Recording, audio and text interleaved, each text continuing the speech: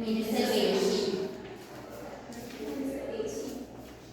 മൂന്നാമത്തെ പേശിയുടെ പേര് ഹൃദയപേശി. എന്താണ്?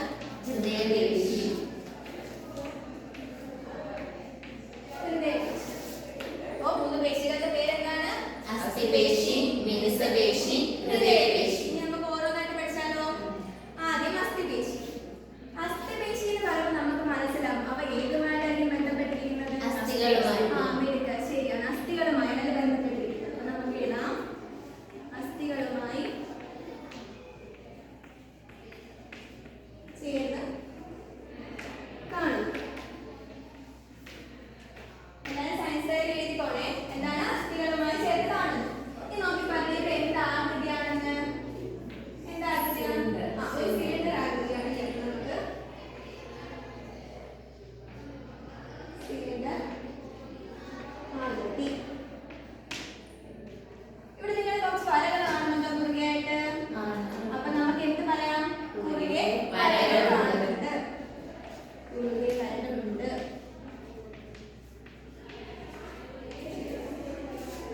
നമ്മൾ ആദ്യം പഠിച്ച പേശിയുടെ പേരെന്താണ്? അസ്ഥിപേശി. അസ്ഥിപേശി എന്ന് പറയുന്നത് അസ്ഥികളുമായി ചേർത്ത് കാണുന്നു.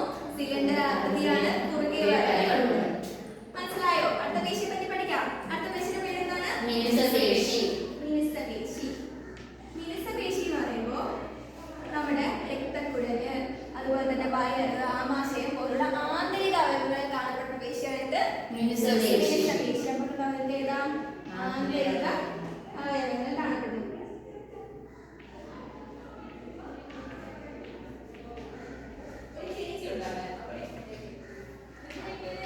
ആന്തരിക അവയവങ്ങളിൽ കാണുന്ന പേശിയായിട്ട് മിനുസപേശി.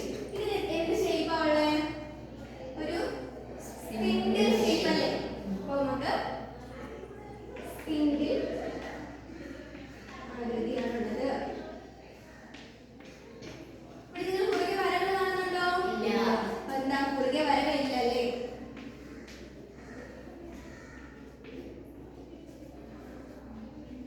കുറുകെ വരകൾ ഇല്ല. മൂന്നാമത്തെ പേശിയുടെ പേരെന്താ? ഹൃദയപേശി. ഹൃദയപേശി. ഹൃദയപേശി എന്ന് പറയുമ്പോൾ നമുക്ക് മനസ്സിലായോ ഏതുമായിട്ടായിരിക്കും ബന്ധപ്പെട്ടിരിക്കുന്നത്? ഹൃദയവുമായിട്ട്. ഹൃദയവുമായി ബന്ധപ്പെട്ടിരിക്കുന്ന പേശിയാണ് എന്താണ്? ഹൃദയപേശി. ഹൃദയപേശി.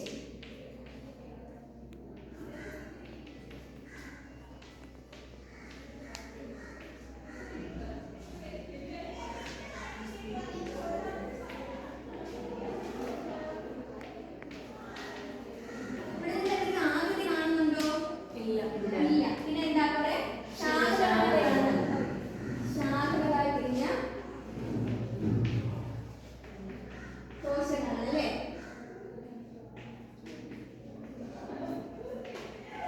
ഇവിടെ കുറുകെ വരകളുണ്ടോ? ഉണ്ട്. അപ്പൊ കുറുകെ വരകളുണ്ട്.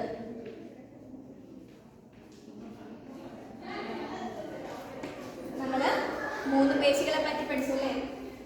ഇതൊക്കെയാണ് അസ്ഥിപേശി, മിനുസപേശി, ഹൃദയപേശി. അസ്ഥിപേശി എന്ന് പറയുന്നത് അസ്ഥികളുമായി ചേർന്ന് കാണുന്നു.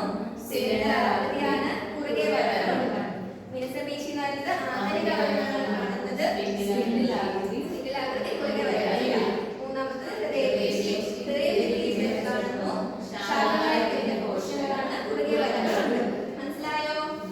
ഇനി ടീച്ചറെ വിളിക്കുന്ന ആൾക്കാർ വന്ന് ഈ ടേബിള് കംപ്ലീറ്റ് ചെയ്യണം. ഓക്കെ?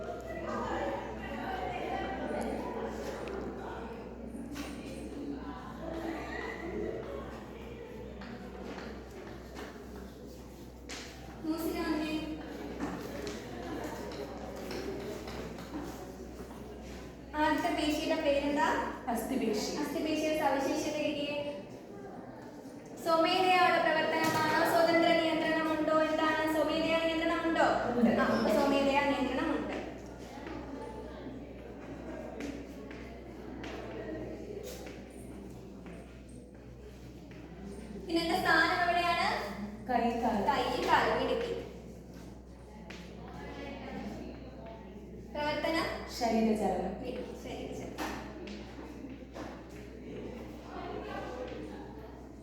അപ്പൊ എന്താണ് സവിശേഷത?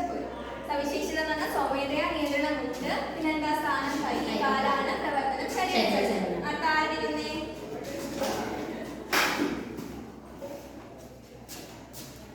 ഹൃദയപേശിയാണ്. ഹൃദയപേശിയുടെ സവിശേഷത എന്താ? സ്വമേധയാ നിയന്ത്രണമുണ്ടോ? ഇല്ല. ഇല്ല.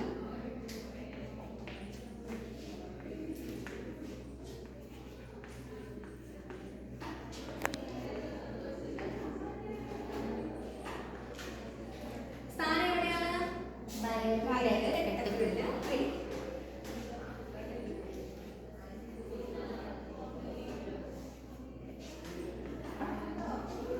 പ്രവർത്തനം ദീർഘകാല ചലനം.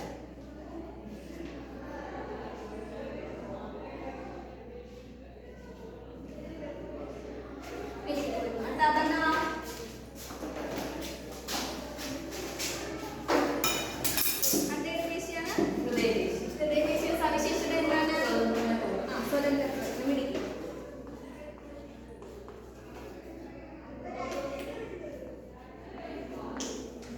സ്ഥാനം എവിടെയാണ്? ഹൃദയം. ഹൃദയം. പ്രവർത്തനം പിടിക്കും. രക്തം പ്രചരിക്കും.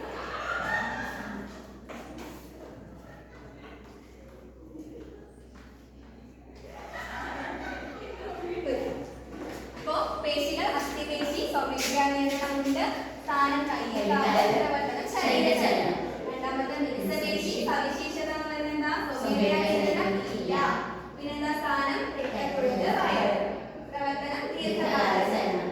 അടുത്തത് എന്താ? പേശി, ഹൃദയപേശി, സ്വതന്ത്ര പ്രവർത്തനമാണുള്ളത്, ഹൃദയത്തിലാണ് കാണുന്നത്, പിന്നെന്താ രക്തം പ്രചരിപ്പിക്കുന്നത്. മനസ്സിലായോ? ഇനി ഇവിടെ നമുക്ക് പറഞ്ഞ ഇവിടെ നമ്മൾ അസ്ഥിപേശിയിലും ഹൃദയപേശിയിലും കുറുകെ വലകൾ കണ്ടല്ലേ, അവയെ നമ്മൾ എന്താ വിളിക്കുന്നത്? രേഖാഗത പേശികൾ എന്നാണ് വിളിക്കുന്നത്. എന്താണ്? രേഖാഗത പേശി.